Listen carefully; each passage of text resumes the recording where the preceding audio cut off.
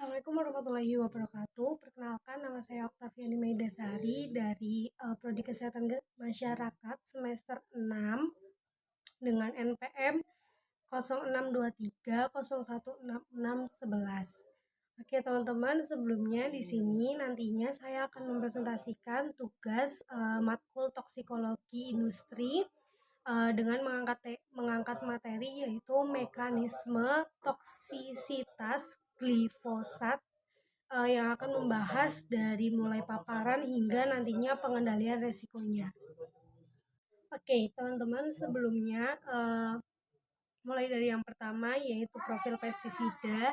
Jadi nama pestisidanya adalah glifosat atau sering biasanya diformulasikan sebagai isoprofil amina glifosat atau kalium glifosat. Nah, untuk golongan atau klasifikasinya ini sendiri Herbabisda sistemik purna, tumbuh yang bersifat non-selektif atau membasmi berbagai jenis tumbuhan secara menyeluruh. Terus kemudian untuk kegunaannya sendiri adalah biasanya digunakan sebagai pengendali berbagai jenis gulma semusim dan juga tahunan di area perkebunan seperti kelapa sawit, terus kemudian pertanian hingga pembersihan lahan pratanam. Jadi sebelum ditanami biasanya dibersihkan menggunakan pestisida ini.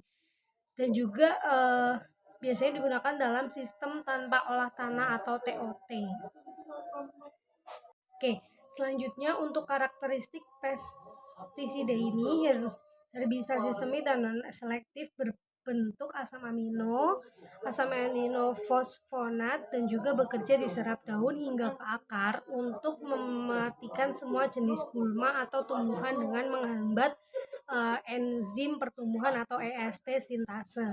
Terus kemudian untuk sifat fisiknya itu sendiri itu berwujud kristal putih, biasanya kristal putih murni atau cairan kuning atau merah. Nah, itu tuh biasanya kalau misalkan dalam bentuk cairan merah, kuning atau merah itu biasanya formulasi toko, jadi bukan bentuk murninya. Kalau untuk bentuk murninya itu biasanya berwujud seperti kristal putih. Terus kemudian ini tuh bersifat sangat larut air, terus kemudian tidak larut dalam pelarut organik dan juga tidak berbau seperti pestisida yang lain.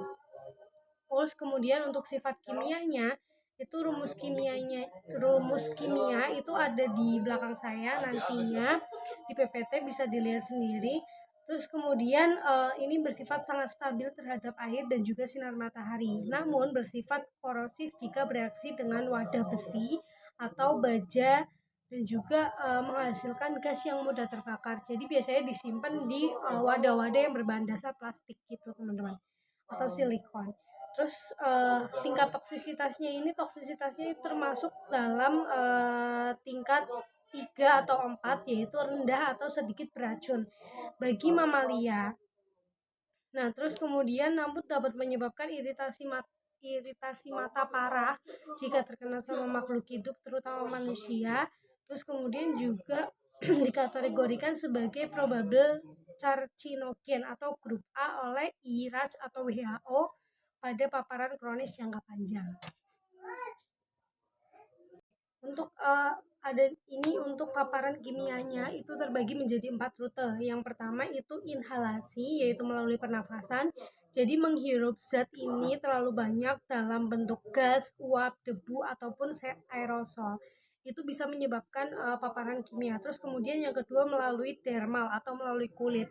Jadi teman-teman biasanya kalau misalkan pada penggunaan pestisida ini untuk lahan pertanian ataupun untuk tanaman itu terkena langsung kontak tangan dengan tangan, itu nanti bisa menyebabkan gatal-gatal dan juga panas. Terus kemudian yang ketiga adalah melalui oral atau meminumnya melalui mulut. Jadi menelan zat kimia secara tidak sengaja, misal dari tangan kotor atau makanan minuman yang terkontaminasi. Jadi biasanya kalau misalkan orang dari perkebunan masih baru pegang pestisida ini terus kemudian menyentuh makanan atau minuman, biasanya juga bisa terpapar paparan kimia. Terus kemudian yang keempat yaitu melalui kontak mata. Jadi kalau misalkan terkena pada mata, terkena cipratan ataupun apa, itu bisa menyebabkan mata pedih. Di sini kita selanjutnya akan membahas analisis kasus nyata. Jadi dalam hal ini saya mengangkat dari kejadian keracunan pestisida pada istri petani bawang merah di Desa Kedumeter, Kecamatan Brebes, Kabupaten Brebes, yang penyebabnya yaitu paparan pestisida golongan organofosfat yang masuk melalui kulit atau secara dermal, dan juga pernafasan atau inhalasi yang kemudian menurunkan kadar enzim kolinesterase dalam darah. Nah, ini dampaknya itu sebanyak 19,25 subjek mengalami keracunan ringan dalam dan 4,08% keracunan sedang. Gejala klinis yang muncul itu meliputi pusing, mual, lemas, serta resiko anemia jangka panjang.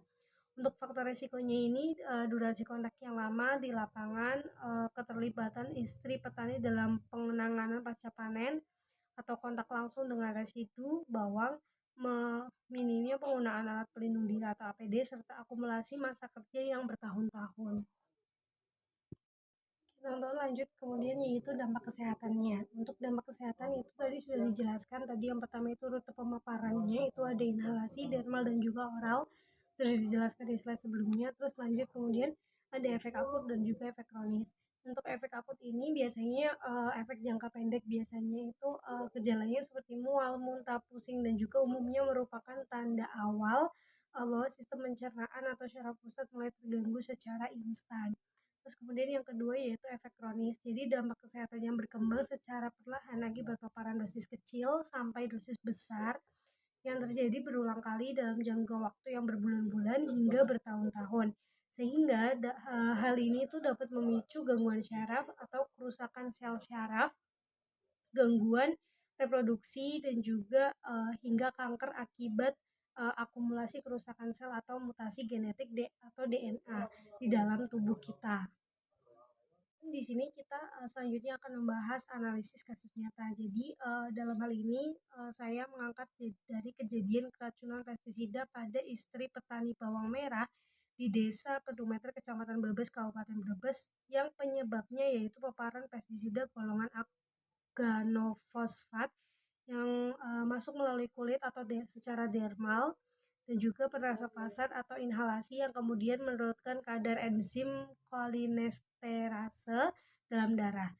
Nah, ini dampaknya itu sebanyak 19,25 subjek mengalami keracunan ringan dalam dan 4,08% keracunan sedang.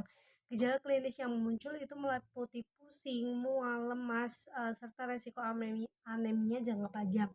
Untuk faktor resikonya ini durasi kontak yang lama di lapangan, keterlibatan istri petani dalam penanganan pasca panen, atau kontak langsung dengan residu bawang, minimnya penggunaan alat pelindung diri atau APD, serta akumulasi masa kerja yang bertahun-tahun.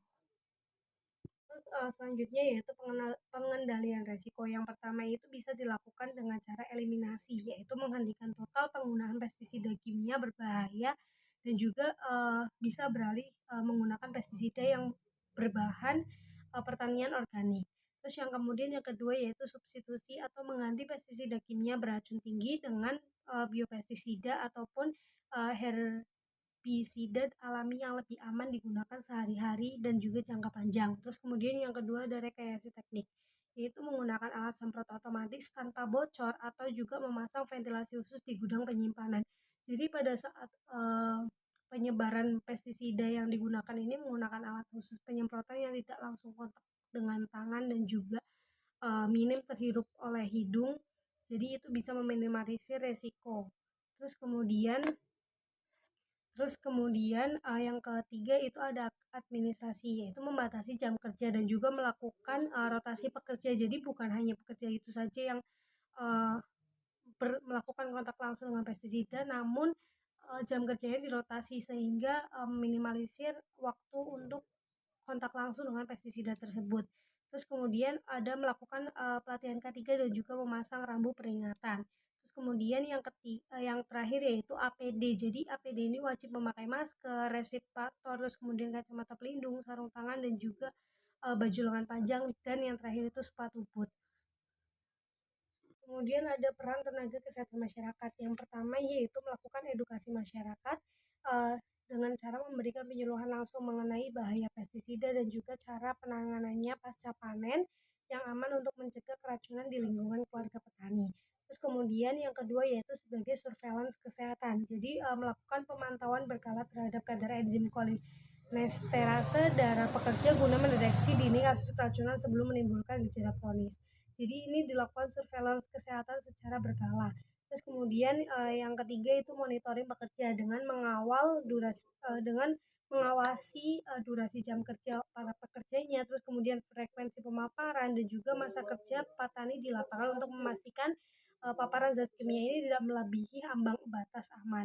Terus kemudian yang keempat yaitu promosi. Jadi kita melakukan promosi seperti penggunaan APD, terus kemudian juga menyampaikan dan juga melatih pekerja akan disiplin memakai masker, terus kemudian sarung tangan karet dan juga APD-APD lain yang bisa meminimalisir tingkat kontaminasi antara pekerja dan juga pestisidanya.